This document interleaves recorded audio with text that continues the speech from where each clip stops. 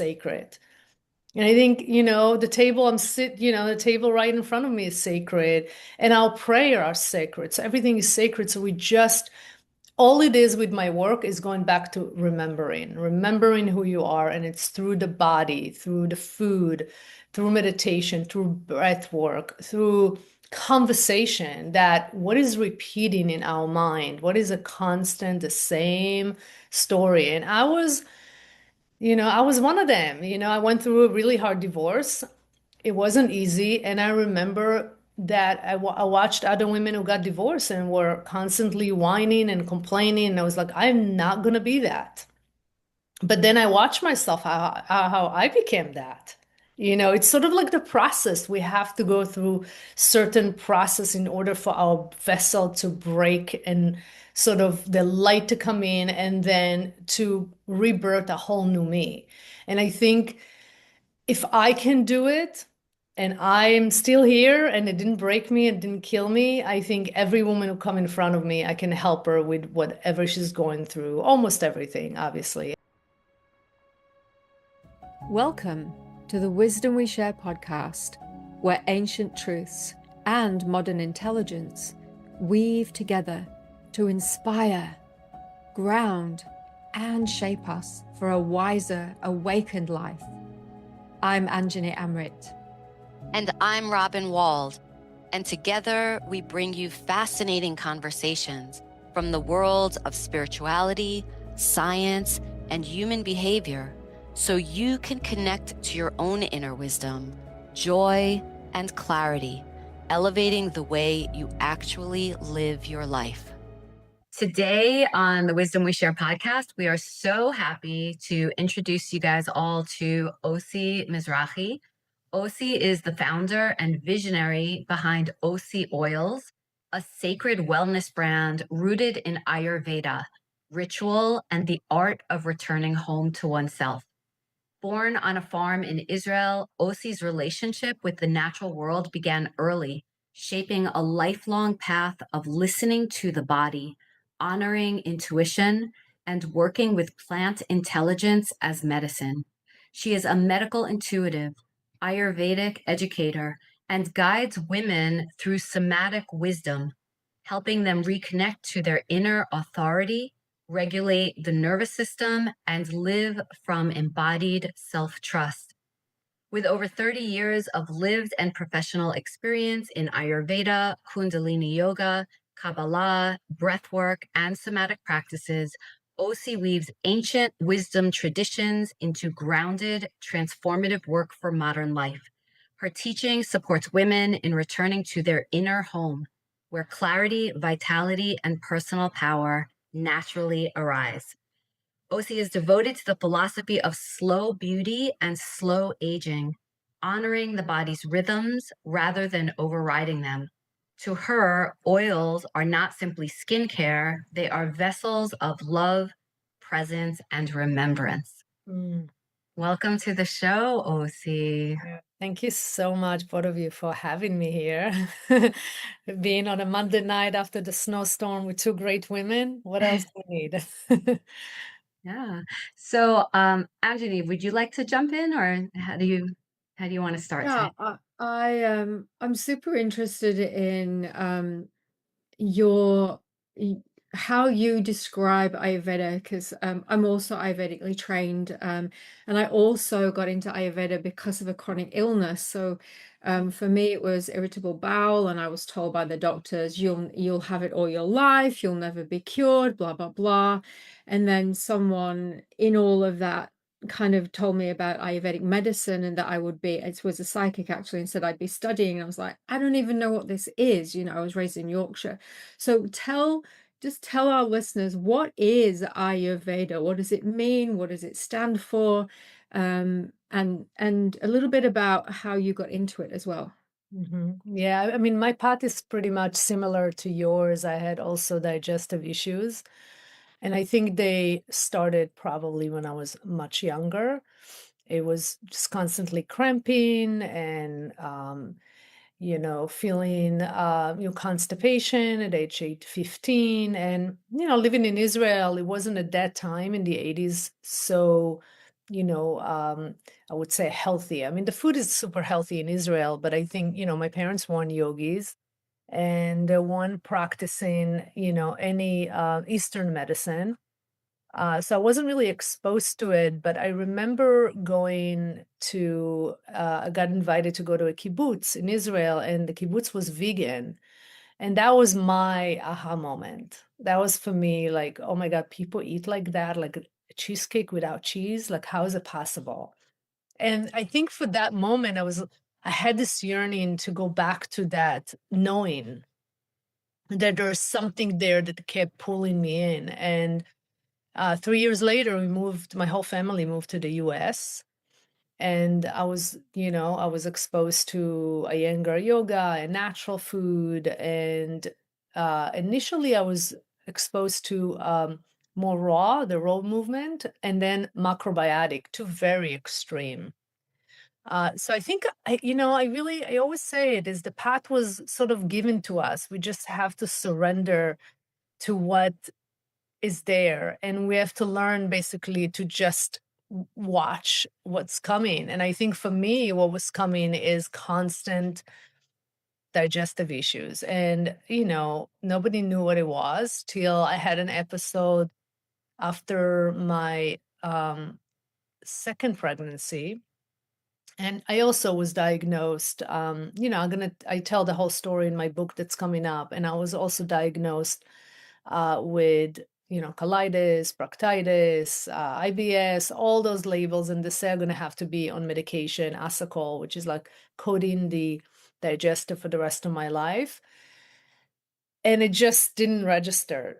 I was like, there's no way. But Western medicine is great up to a point. I think what's lacking in Western medicine is that the ability of a day to day, like who is going to take care of me day to day? How I'm going to take care of myself day to day? Okay, so I'm taking the medication. Does actually the medication solve all the problems? And so that was really my journey. Uh, I got into Ayurveda later on, I would say 2000, and I started studying with Dr. Lad. My friend said, go study with this incredible doctor out in Albuquerque. And it felt again another knowing. And when went to meet Dr. Lad, he immediately recognized me too. It was almost like a bashert, I was like meant to be. And he's like, come and study with me. He invited me to come and study with him. And that was like such an honor. And he's definitely a master. He's a master where he read your pulse, he knows everything that's going on with you. And slowly I started, knowing thyself. I think what for me was I really learned to know my body, my disposition, my shadows, and work with them versus, judging. I learned slowly to work with what I had. It sounds also like part of the work that you're doing now with women through somatic awareness and through the actual hands-on Ayurvedic therapies is helping women to reconnect and remember that connection with their own body, with their own intuitive knowing. Is that work rewarding for you? And how do you see it transform women's lives and relationships to themselves? Yeah, that's such a great question. I would say that that's what happened to me is I learned to work with trauma that we have in our body. I learned to work with, the inner voice, the inner child, really slowing down with Ayurveda, which means life science, lifespan. That's basically the definition. That was the medicine, right? But then you have it all. You have the Kundalini, which is the breath, like moving the breath, and then you have the Kabbalah, which is working with the vessel. As you know, Robin, you are a teacher of Kabbalah as well, and then we have, what you were asking me, like, how does that help women? I think the women that I work with, I just tap into their highest. I just see it. I fall in love with all my clients because I see their spirit. And I was like, oh my God, all this noise, right? We all have this noise. and the world going to be even more noisy. Mm. And we're not even going to know what is true and what is not true, right? I know you probably agree with me on what's the vision on it. And so what do we have to do? If we know this is what's happening, we have to know ourselves so well, and we have to know Satnam. We have to know the truth. We have to know what is really true and real. And I think that's as simple as my work, is that I see the truth and I hold the truth the whole time for my clients. And then they tell me I have digestive issues, and I listen. And then I ask them to go and do tests a lot of time just to get diagnosed. So we have the medical label, and we don't have anything that is progressive that, we missed. And then I go into what I did for myself. I basically went into 6 months of took off. I had a lot of help from the community to help me with my young kids who needed a lot of driving, and I just stayed home. I literally stayed home. I had a beautiful house with a gorgeous backyard, and I was like, I'm just staying home. And I cooked for myself. I think one of the things that one of the gurus told me is that if you cook for yourself, and you do blessing and mantras while you cooking, and you using your own hand when you cook as your own energies in the food, it was like we are so sensitive. I remember back in the day, one of my teachers said, the guy at the deli was so angry in the morning, and he was like making the eggs and making the sandwich and putting the mayonnaise and giving it to me, and he was not in a good mood. And I was like, dude, I don't want to eat the sandwich. Like, no, I don't want to touch something that doesn't have sacred. Everything is sacred. And I think, the table right in front of me is sacred, and our prayer are sacred. So everything is sacred. So all it is with my work is going back to remembering who you are. And it's through the body, through the food, through meditation, through breath work, through conversation, that what is repeating in our mind, what is a constant, the same story. And I was one of them. I went through a really hard divorce. It wasn't easy. And I remember that I watched other women who got divorced and were constantly whining and complaining. And I was like, I am not going to be that. But then I watched myself, how I became that. It's sort of like the process. We have to go through certain process in order for our vessel to break, and sort of the light to come in, and then to rebirth a whole new me. And I think if I can do it, and I'm still here, and it didn't break me and didn't kill me, I think every woman who come in front of me, I can help her with whatever she's going through, almost everything, obviously. And sometimes I send them to other great gifted people to do extra work. And that's the community, is we do it together. We help each other really uplift. And we need women right now. We need healthy, strong, clear women and mothers. This is so true. It's so important that we help evolve women so that they are feeling safe enough to listen back to their inner wisdom, and to engage in ancient practices and ancient sciences like yoga and meditation and Ayurveda, because for those who don't know, Ayurveda is the oldest medical system still in practice today. So in India, if you go to India and other places in the world, you can go to hospitals that are Ayurvedic hospitals. And I trained in India myself and saw reversal of chronic illnesses, cancers. And when people needed kidney transplants, they would come and they would have reversal of that need so that they would have their kidneys healed. And these sciences, these ancient sciences, were handed down by seers, by these great wise masters, that still has relevance today. It's not just fads. There's, like you mentioned, there's the meat fad, and then the blood fad, and then all these fads, and this confuses women. Whereas if we come back to Ayurveda, it's had the same message for over 5,000 years, possibly more, but and it's still as relevant to us today. as it's always been. And you mentioned you studied with Dr. Vasant Lad, and he's amazing. I studied his works as well. Just an amazing teacher in this.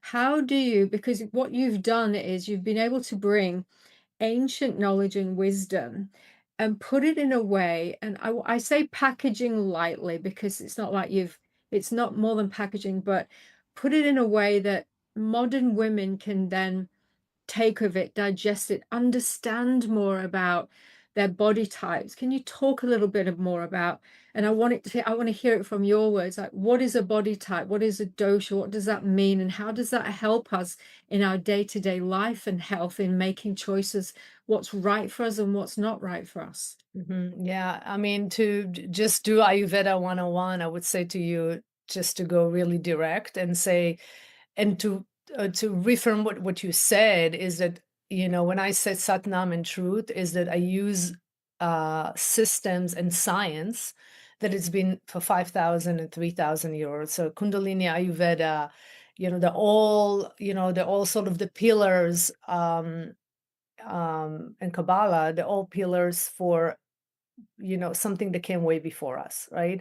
And the gurus are the one who brought us to the state, but we don't need to bow to the gurus. They're just a messenger. You are the guru. So let's just be clear. My whole thing is about you are the guru, you learn your own body, and Ayurveda is everything. It's life.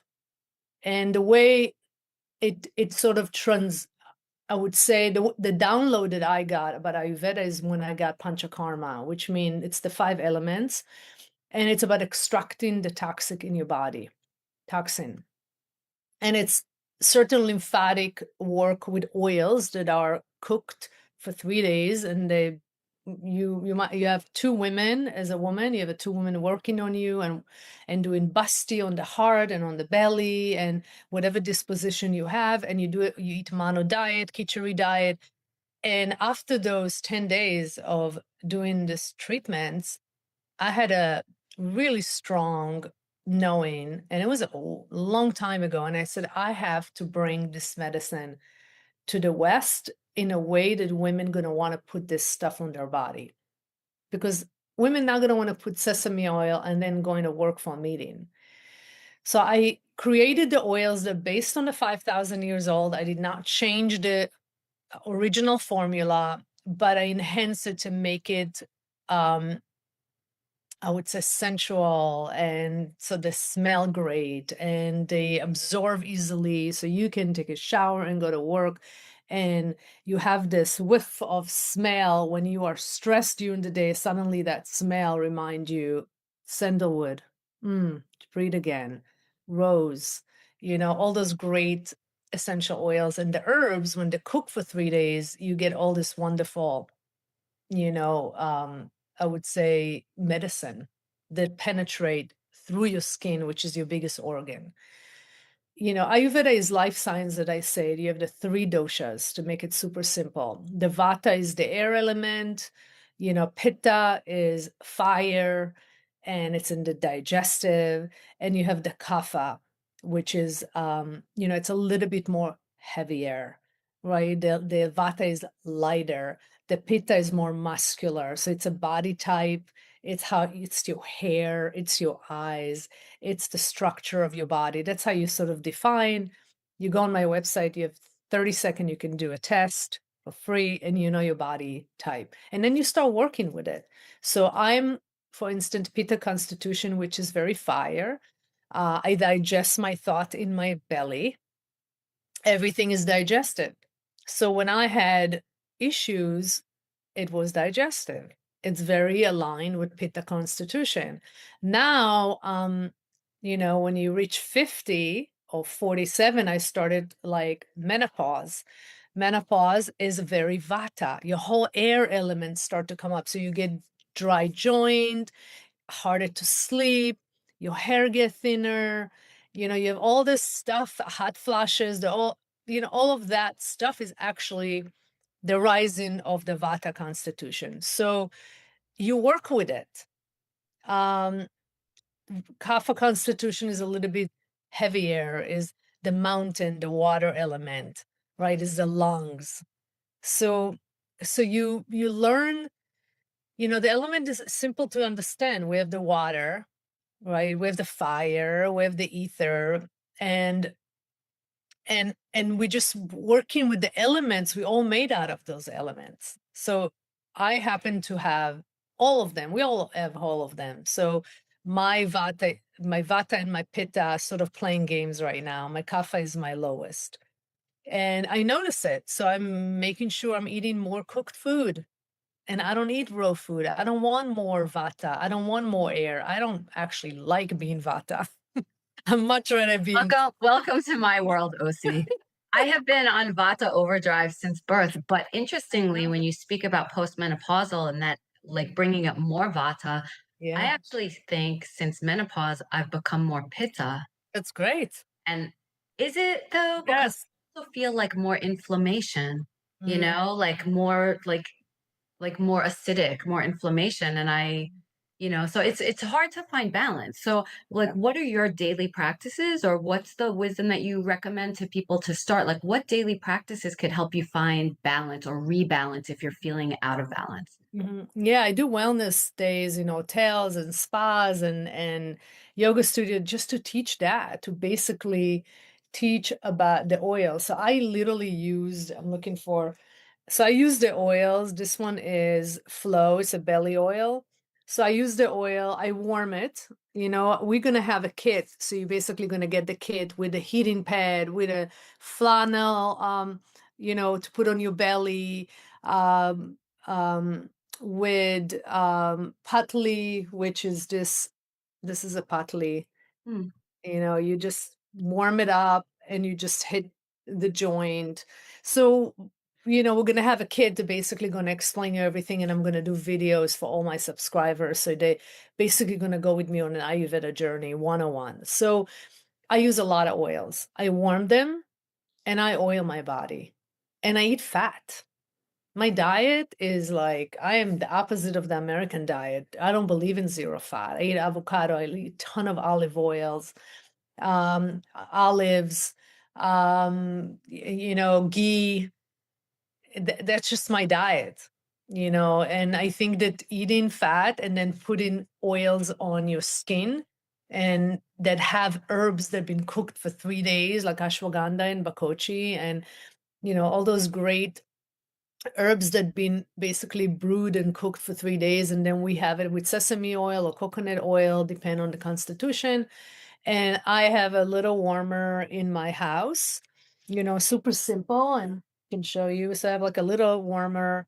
I just put a plate on it and I put the oil and I basically warm it, and then I take the oils before I take a shower. I put it all over my body, and sometimes before I take a bath, and sometimes after. So sometimes I just put the oils after I dry my body, put the oils all over, dry it again, and my towels smells amazing, my clothes smell great.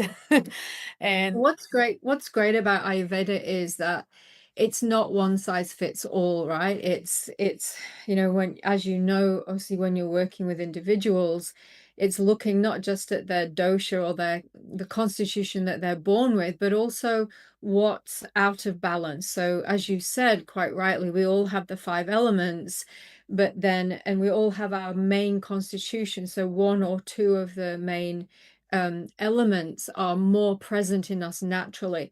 But what happens is through our daily lives, we get out of balance, especially in a modern life. So, Robin, you were saying, oh, I think my pitta, I'm becoming more pitta. Just to be clear, we don't become more anything, we just get more. It's like topping up levels, and so sometimes we get too much level of one element. So pitta will obviously bring inflammation because it's fire. Too much vata will bring too much air, so we'll get dry, as Ossie said. So for the listeners, what can you recommend if they don't know anything about Ayurveda? What's one daily practice? You've kind of alluded to it with your oils, like with Abhyanga. How can Abhyanga, what is Abhyanga? How can it help the everyday woman? Because I do it religiously, like every day. I did it this morning. I do it every day. you can see And your skin. You can how can Yeah, what is it and how does it help us as women? Mhm. Yeah, so Abhyanga is basically, first of all, the word sneha is equal to oil and it's equal to love. We basically pour in love to our body. And it's not from a man, oh woman, oh my children, oh my, you pour in love to yourself. I mean, how amazing. Like you, so it's self-love. That's number one. That's the basic of it. And Abhyanga is basically glowing your body. You glow your whole body, you radiate your body. And for me, it's like before I do the oils, I actually do tongue scrape and I do oil pulling. So I gargle with oil pulling. I clean my tongue before I even brush my teeth. That's the first thing I do in the morning. I go and do, you know, breath of fire for a few minutes, or and then I start my day. I make some tea, I eat some, breakfast, and then I do the oiling. My day is very different when I do Abhyanga. It's very different. Yeah, I do also yeah. Shirodhara, which is the head treatment. I don't do it every week, but right now, because my Vata is a little higher and, I can see the shift in my hair. So I'm doing skull massage, and then that really great for the nervous system, anxiety, and to reduce the Vata that I have.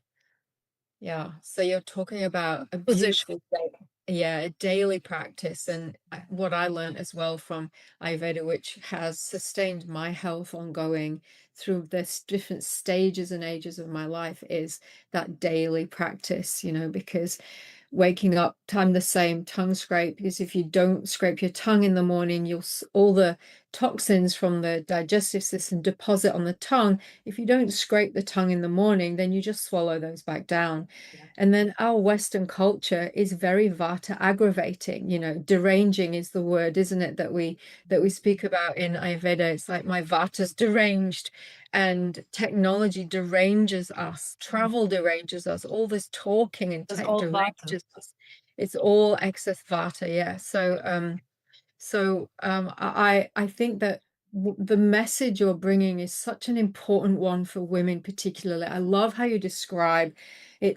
You're bringing that glow back to you, and the way you described it reminded me of Abhishekam. How in India they pour oils and water and rose and beautiful things over the statues, and it's an honoring ritual. And I think it's such a beautiful way that you describe something. And ritual often is not a word that we understand in the West, but when we come back to ritual, that's when we remember our wisdom.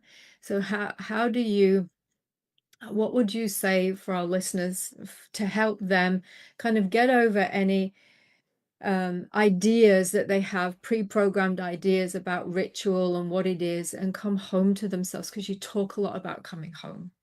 Yeah, my whole mission is to come back home to the self. And the word in Ayurveda is dinacharya, which is the rituals. And again, I don't want to overwhelm people by saying, oh my God, I have to do tongue scrape and I have to do the oils. And pick one thing. Pick one thing that you're going to do and you like it. Like I love taking the toxin out of my tongue in the morning. It's my favorite thing in the morning. I don't know what it is about it, but I just love it. There's no way I would travel without a tongue scrape. Like it's like the most important thing for me. And then I drink, which is nonstop hot water. Like I drink all day long and I have a thermos. Yeah. And I have a thermos that I carry with me. Here we go. I carry with me. It's in the car. It's in the yoga studio. I was teaching yesterday in town and I brought with me the thermos next to me. So I know I'm taking care of myself while I'm taking care of other 20 people. You always remember that you got to take care of yourself and you got to do the things that makes you feel good. And for me, tongue scrape and oiling my body is so simple and so easy. I don't, Abhyanga can be a whole hour practice. I have a heater in my bathroom, an extra heater in my bathroom, and I leave it there and I turn it on an hour before I take a bath or a shower because I want the place to be warm. And I have, I have a rug on the floor that it's not a problem to put oils on it. And I put oils and warm, and then I can stay naked with warm oil and do other things before I go and take. So the oils absorb, into the skin, into your joints, and into the nervous system. It literally affect your nervous system. And then when you work, the reason I did breast oil and belly oil, because you want to work on the lymph system. You want to work around the vagus nerve. You want to work around the chest. I massage around my breast 30 times, literally. It's take literally 3 minutes. You know, once once you do it again and again, it becomes easy, like brushing your teeth. You just choose one thing that makes you feel good. I want to just do the belly oil with a flannel and a heating pad twice a week. They have castor oil in it. There's just so many great things in the oil that you basically gonna, soothe the inflammation, and you reduce the inflammation, and it's great for hormones. And most of us as women, we go through being bloated. There are days that I'm flat stomach, there are days that I'm bloated. How do you explain it, right? And to go back to, what you asked me in the beginning is like, how did I heal myself? I got off all the medication, but it was slow process. It took me 6 months. I did like bone broth and alkaline diet and green juice and very simple diet. And within 6 months, everything shifted and I got off the medication. I wonder if you can say a little bit more about what you mean by slow beauty and slow aging. Yeah. Yeah, it's like the slow movement of food. Think about it. It's farm to table. It's not mass production. What I do is not mass production. We make it in a small lab, and it's not a huge place. And we have one huge machine of stainless steel that we work with, and everything is done, you know, it's just by hand.